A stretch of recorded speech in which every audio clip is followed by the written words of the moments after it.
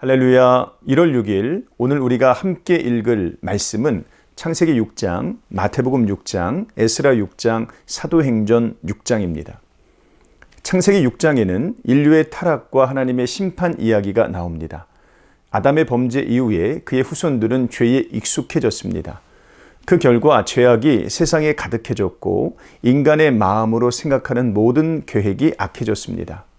하나님의 아들들이 사람의 딸의 아름다움을 보고 자기들이 좋아하는 모든 여자로 아내를 삼았다는 것은 하나님의 계보가 끊어졌다는 것을 의미합니다. 그러나 하나님의 은혜는 끊어지지가 않았죠. 악한 자들에게는 심판이 예고되었지만 노아와 그의 가족들은 하나님의 약속을 받습니다. 노아는 하나님께서 자기에게 명하신 대로 다 준행합니다. 22절 말씀이에요. 심판과 구원의 구조는 역시 에스라 6장에서도 그대로 드러납니다. 바벨론에게 멸망을 당했던 이스라엘은 그 이유가 조상들의 반역에 있음을 고백합니다.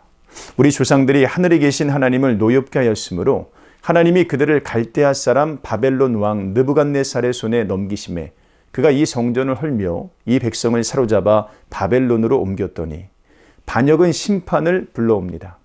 이것은 논리적인 결과요, 마땅한 보응이죠. 하나님께 반역한 자들은 하나님의 심판을 받습니다.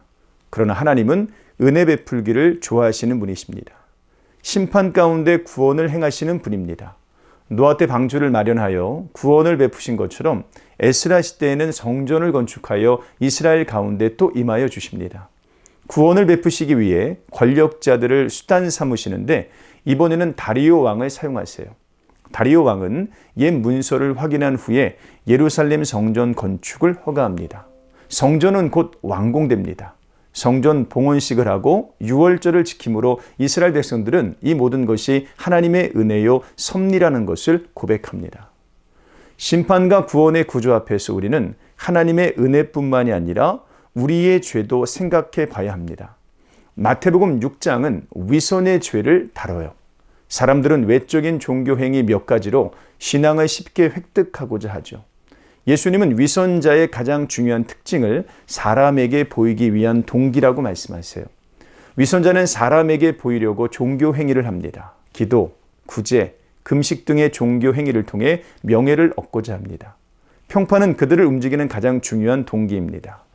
위선은 하나님께서 미워하시는 죄입니다. 사람에게 보이려고 기도하지 말고 하나님 앞에서 진심으로 기도해야 됩니다. 예수님께서 가르치신 기도, 곧 주기도는 하나님 중심의 기도가 어떤 것인지를 보여주죠.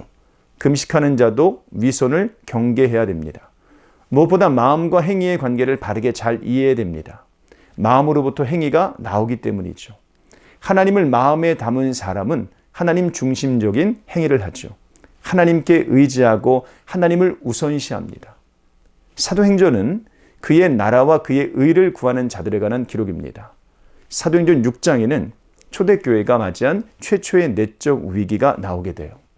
헬라파에 속한 과부들이 구제에 빠진 일로 말미암아 헬라파와 히브리파 유대인 사이에 충돌이 생기게 되죠.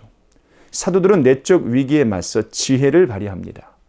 이 문제도 잘 해결하고 자신들은 기도하는 일과 말씀 사역에 힘쓰기 위해 집사들을 선출한 것이죠. 지혜로운 결정은 그의 나라와 그의 의를 더욱 확장시킵니다.